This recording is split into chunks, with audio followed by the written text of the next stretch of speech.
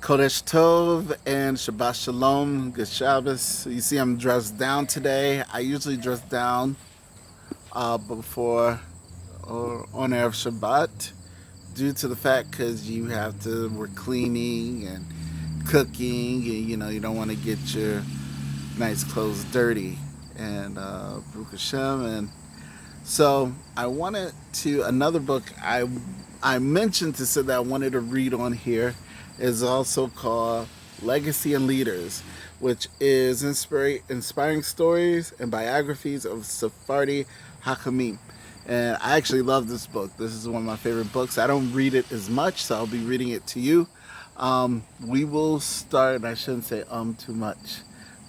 We will be starting with the Ben Ish Hai, Rav Yosef Haim, and it's a good read. He's actually my favorite Sephardic Hakam, and I have several of his Sephorim.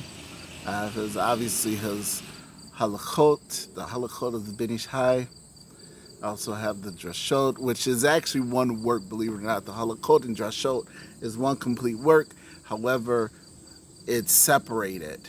And also I have several translations of his work. I also want to invest in the actual Hebrew work of it, and also the Laws for Women in Arabic. I want to invest in that, but we'll see if we get there. But I love the Ben Ish Hai due to, one, his saintliness and his holiness, and just some of the things he's done in his life, the amazing things he's done. He was the posek for India, all of Sephardim, from India all the way to Morocco. He was the posek, and it's amazing to see that he covered that amount of land in a lot of his rulings. And being a great Kabbalist, a Mikubal, and also a Halakis, it's pretty cool. Like, whoa, it's like this man, just some of the things he's done, and just some of the things he's wrote, and his halachic, the rationale, and he's actually one of the people who really helped me, other than a good friend of mine that I know personally, who's been to my house a few times, who's really got me to say the Rambam, the Ben Ish Hai, really kind of, was a part of that push, where the Ben Ish Hai said in his halachot that the Rambam was the greatest of poskim, that he was the greatest. And, that's a big thing. And the rationale is he poskin, the Rambam poskin, the Gemara, and the Halakhic Drashot directly. So, so Baruch Hashem, it's pretty cool. So, it's pretty bright out here, but it's okay. And so let's start with his biography. And then I think I want to move to the first story. And let's begin. Rav Yosef Haim, the Ben Ish Hai. Hakam Yosef Haim Azel, blessed memory, was born on the 21st of Av, which was 5,592 according to the Hebrew calendar. The Greco-Roman calendar, or the Gregorian calendar, 1832. He was born in Baghdad, Iraq. He is known as the Ben Ish Hai after his very popular sefer that he wrote and published. The Ben Ish Hai was a descendant of a well-known family of Hakamim. Hakamim are rabbis. We Ashkenazim usually don't call their rabbis Hakamim. They do, but they don't. But this is a term really used amongst Sephardim, and also Karaites use the term as well. His grandfather, Rav Moshe Chaim, was a great and famous Talmid Chacham who served as the Chacham of Baghdad. Rav Moshe's father, Rav Eliyahu, was also a highly regarded Talmid Chacham. Upon Rav Moshe's death, Rav Yosef succeeded him as a Chacham and the Maggid of Baghdad. Maggid is like a preacher. For many years after they were married, the Ben Ish Chai parents did not have the zikut to have children. The mother of Rav Yosef traveled to Morocco to meet the great Tzaddik, the Abir Yaakov. He told her that within a year she would give birth to her first son and that he would become a great Talmid Chacham, a great rabbi. That year, Rav Yosef was born. At the age of 15, Rav Yosef entered the yeshiva, and his grandfather's greatest student, Hakam Abdallah Somek. At the age of 18, Rav Yosef married Rachel, the daughter of Yudah Somek, a relative of his honored teacher. When Rav Yosef was only 25 years old, his father passed away, and the people of Baghdad insisted that he takes his father's place, and he became the leader of the Jews of Baghdad at a very young age. However, Rav Yosef was not an ordinary young man. Quite the contrary. He had an excellent memory, and his logic skills were outstanding. Every day after he had finished learning in yeshiva, he would return home and climb up to the attic and continue the learning until midnight.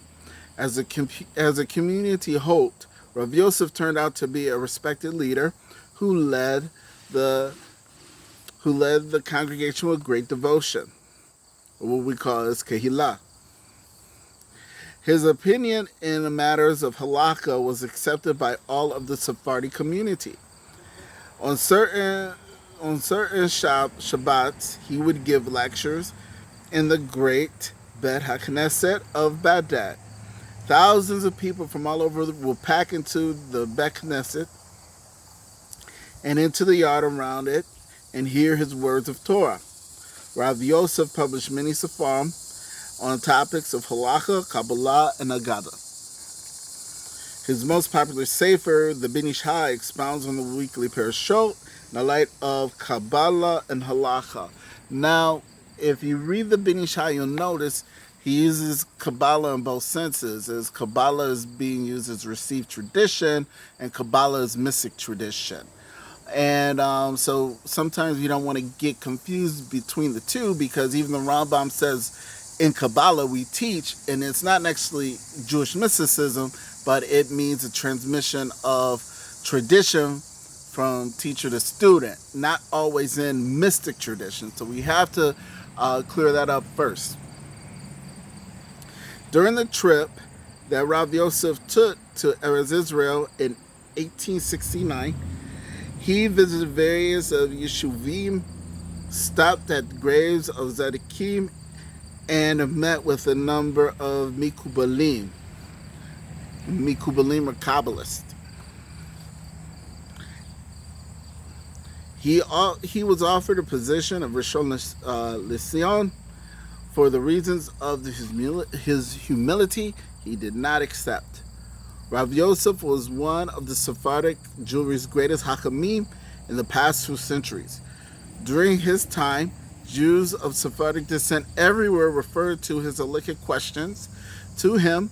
Today, nearly a century after his passing, his menhagim, the customs, are still steadfastly followed by Sephardic Jewry. In 1970, Rav Yosef traveled to the village of Al-Kafil, where the prophet Ezekiel is buried. And what I recently just learned is he did this during Elul every year. So what I told some of the people that, I talked to, I said, why don't we go through Ezekiel during this time, since we cannot make it there, amongst other things. In the course of his 3-month stay at the graveside, He compiled a short treatise on the area. On the 5th of Elul of 1909, Rav Yosef traveled again to Hal Kafil. On his way back to Baghdad, he suddenly became very ill and died. Rav Yosef passed away on the 13th of Elul in 566-9, 1909, in the village of Giz, at the age of 77. His body was taken back to Baghdad, and the funeral was held the night of the 15th of Elul. A 4-hour hesped was delivered by Rav Chaim Shamash, a prominent dayan, a judge, who later became the Av Bet Din and the Hakam Bashi. It was the largest funeral in Baghdad that was held in post-Talmudic times. The Bet Din of Baghdad decreed a complete cessation of work by all Jews in the city throughout the Shiva, during which the time the entire community spent a large portion of each day listening to Hespedim delivered by the Talmudi Hakamim, by the rabbis of the city. The news of the Ben Ish Hai death reached Yerushalayim. The Rishon LeTzion, Rav Eliyahu Moshe Fanzal, ran to inform the city Hakamim of the occurrence. Rav Yosef Chaim Sonnenfeld and Rav Shmuel Salant heard the news. They tore their clothing, as one does for one's Rav Muvak, which is an esteemed teacher. The legacy of Rav Yosef, the Ben Ish Hai, left behind continues to inspire the Jewish world today. Baruch Hashem. And by Bezrah Hashem,